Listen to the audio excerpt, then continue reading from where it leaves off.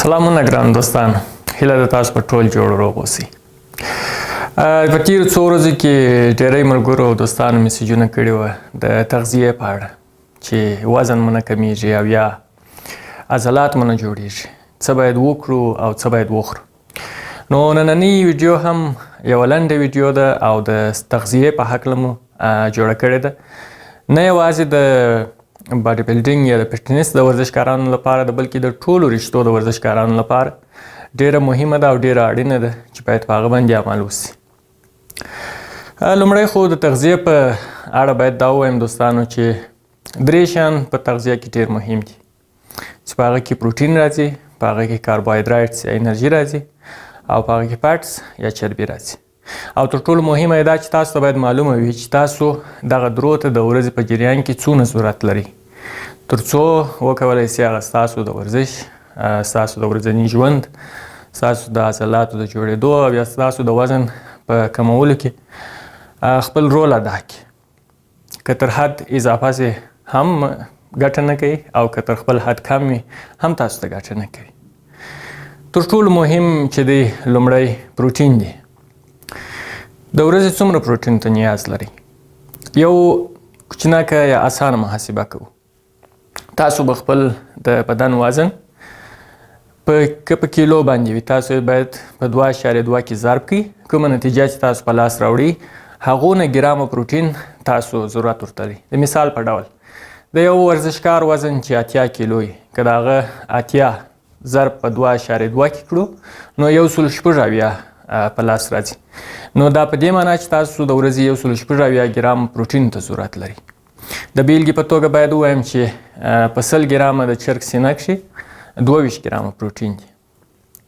او یا داسې هم ویلی سو چې په 1 کیلو پخ سوې د چرګ سینه کښې تقریبا 222 ګرامه پروټین تاسو ته حاصلیږي.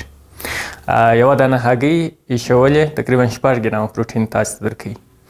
نو پر دغه محاسبه باندې تاسو هغه خپل ورځني کم د پروټینو غوښتنه چې ستاسو وجود یې لري، ستاسو د عضلاتو د رشد او د وزن د کمولو دپاره تاسو باید دومره پروټین د ورځې واخلي نسبت هغه خپل محاسبه چې ما مخکې درته وویل.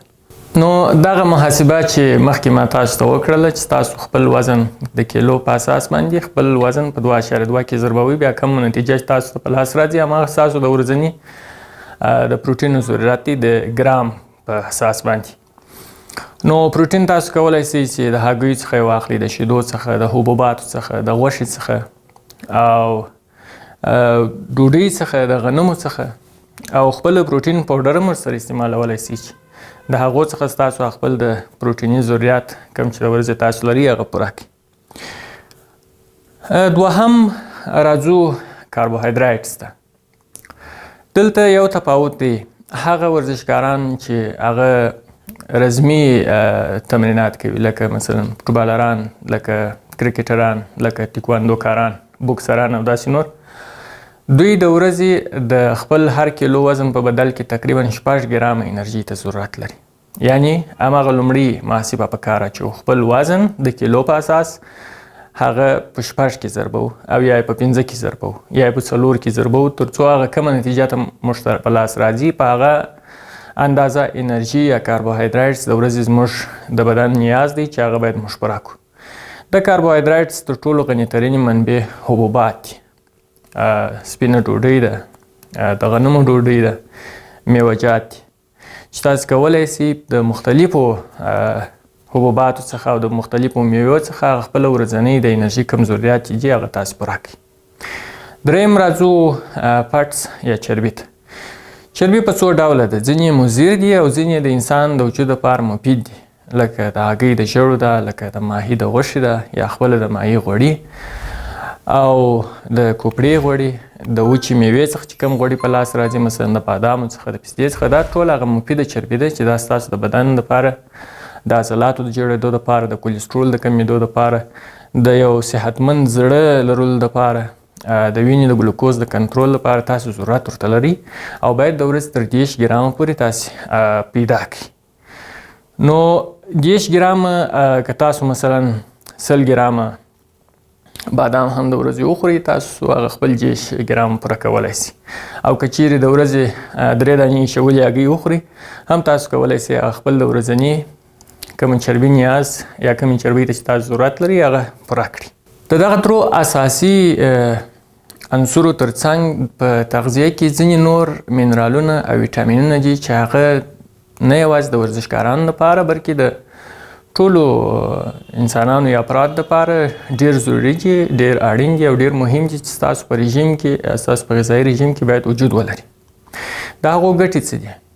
لومړی هغه د وزن په کمولو کې مرسته کوي، دوهم د عضلاتو په جوړېدو کې مرسته کوي د ورزشکارانو سره، څلورم د وینې بد کولیسټرول کموي، پنځم زړه صحتمند ساتي او پنځم د وینې بوره یا شوګر یا بلډ ګلوکوز لیولز هغه ورسره کنټرولیږي او ځینې نورې فایدې هم لري د وجود لپاره. مثلا ستاسو مفاصل او عضلات چې کومې صدمې رسیږي د هغه په جوړېدو کې هم ستاسو سره ډېره مرسته کوي. نو راځو په هغه کې لومړی او تر ټولو مهم ویټامین ډي ده. د ورځې باید تاسې 1000 ایو ویټامین ډي واخلئ. کولی سي د لمر څخه یې واخلئ، کولی سي د ویټامین ډي ګولۍ رانیسئ هغه وخوري. ویټامین ډي که چیرې موږ د دې پر ګټو باندې یا پر اړینو عناصرو باندې بحث وکړو نو باید بیا جلا یو ویډیو جوړه کړو، ځکه ویټامین ډي د انسان په وجود کې ډېر مهم او اړین رول لري، ګټې او فایدې ډېرې زیاتې دي. نو په لنډه کې باید ووایو چې تاسو باید د ورځې تر 1000 ایو یا تر 2000 ایو پورې ویټامین ډي واخلئ، خصوصا ورزشکاران. دوهم زنک دی.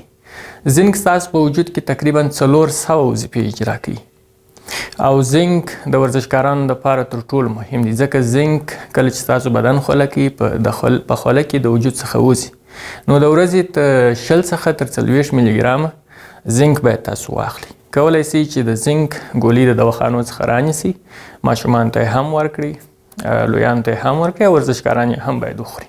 دریم مګنیزیم دی. مګنیزیم هم د زنک په رقم ستاسو په وجود کې ډیر اړین رول لري.